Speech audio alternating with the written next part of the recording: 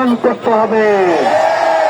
সম্মানিত যুবক ভাইয়েরা, যদি এদেশে মুসলমানদের মান সম্মান রক্ষা করে আমাদের থাকতে হয়, অবশ্যই আমাদেরকে অস্ত্র হাতে রেখে অস্ত্র হাতে নিতে হবে।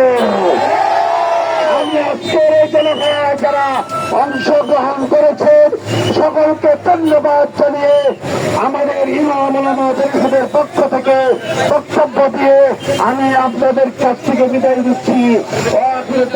আলহামদুলিল্লাহি রাব্বিল আলামিন। আমরা আমাদের শাহী মসজিদের খতিব সাহেব হুজুর এবং নুরানী মসজিদের খতিব সাহেব হুজুর আল্লাহুল্লাহ ভেরি হুজুরকে আমাদের সামনে এসে ব্যানারের সামনে এসে দাঁড়ানোর অনুরোধ জানাচ্ছি। এই পর্যায়ে